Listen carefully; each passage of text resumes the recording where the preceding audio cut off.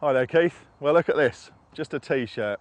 Last time we saw each other it was midwinter, freezing cold, layers of clothing and a real struggle. Now spring's really sprung, it's early May. I'm at one of my favourite venues, which is Cemex Blue Pool. I've had a great day stalking and fishing around last night, and I'm going to cook some breakfast. I'll tell you all about it.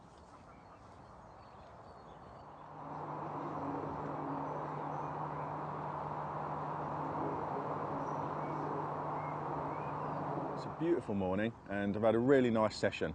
It started off with some up close and personal stalking right in the margins yesterday. Take a look at this. There's fish directly underneath where my rig's dangling, and they've moved off. We've got a quick opportunity if we put it in now, nice and quiet.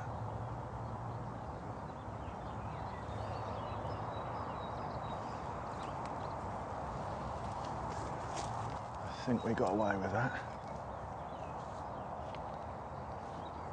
Water's very nice and coloured. Still see the bottom there, see the odd stone on the bottom. They're in about 4 feet of water and probably about 4 foot from the edge, maybe a little bit more.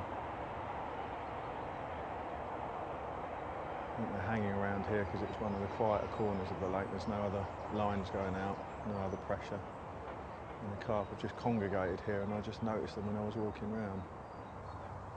I've got fish coming right to the bottom of the shelf now. I mean, where most people would probably put their bank sticks. It just shows, you know, even on busy day ticket fisheries like this, if you keep quiet, keep back, wear the right colour clothes and have a good pair of Polaroids, you can find the carp close in, and they can be quite catchable because they don't usually get fished for like this.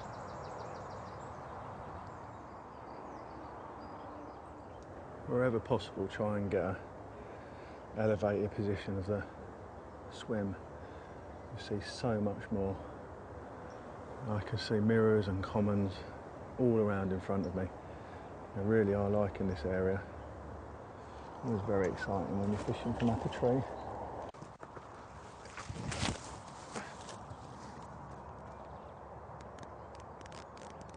It's a tench, I think.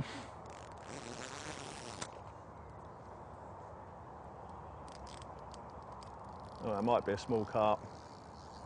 Yeah, it's a carp. He's further out now than he is where I hooked him. It's such great fun hooking them close in the edge like this. My favourite form of angling. They really do scrap. Look at him going down that margin.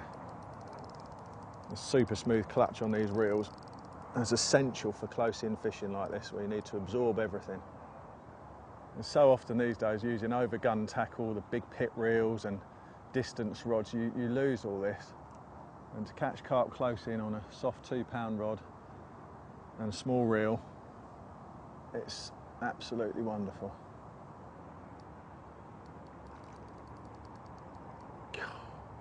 Right, there we go. Should keep him up now. He's had a gulp of air, so he should be all right now. There we go. There we go. You stay there, mate. Excellent. Okay, absolutely chuffed with this one. Nice big mirror, just shy of 20 pounds, probably about 19, something like that. Really pleased with that.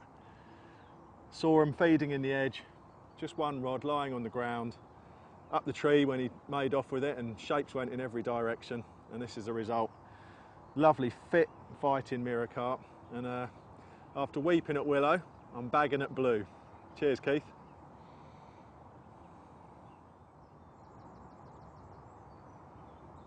Well, perhaps I should have weighed that. I think it was probably over 20 pounds, but a lovely fish nonetheless. We'll show you some more fish later. In the meantime, this is the rig and presentation I've been using. Very simple, straightforward. Liner with some shrink tube, a pair of hot chili Tesco's salted peanuts on the hair, which is a bit unusual. A blobber putty, looks like a pop-up rig, but it's not, it's a bottom bait rig. The putty really does help the rig work. Cortex hook link, a nice inline light lead 2 ounces, and I've done away with any lead coral tubing. I'm just pinning the Illusion fluorocarbon down with blobs of putty. The water's clear and that definitely helps, I think. This is the bait that I've caught all the fish on. Tiny PVA bag of these hot chili nuts, very, very nice, used in small quantity, no problem at all. I have occasionally been trimming down one of these Hinders nuts pop-ups as an alternative hook bait, and I've caught some fish on those as well.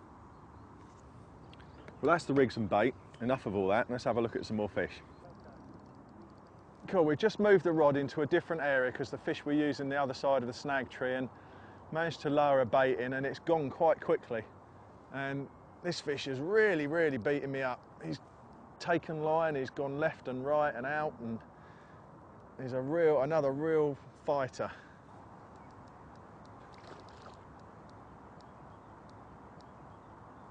Right, let's roll you over the back. There we go. Oh, he's not having any of that. There we go. Probably the worst netting job I've ever done. That's fantastic. Well, I'll tell you what, I'm absolutely exhausted after that scrap, so we'll get him weighed and then we'll have a nice cup of tea. 15 £, 2 ounce blue pool belter.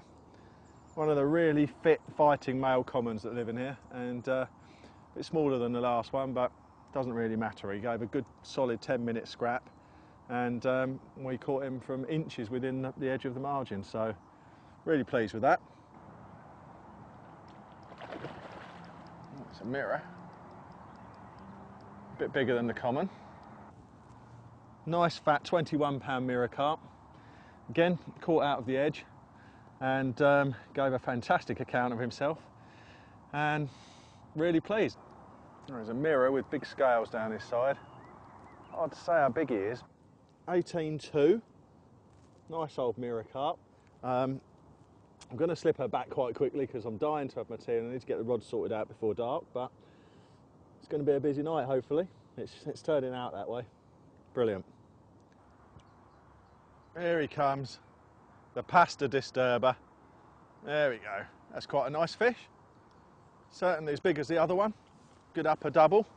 Well, there we go. First one off the baited area, the pasta disturber. I'm hungry, but so was the carp by the looks of things. 23 3/4.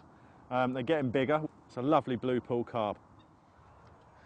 Well, that's been an absolutely brilliant 24 hours spent at one of my all-time favourite venues, Blue Pool. It's one of those venues where you can get up close and personal with big 20 £, carp right in the margins. Quite a rare thing these days. So I'm off home, have a hot shower, and hopefully see you again in the studio soon, Keith.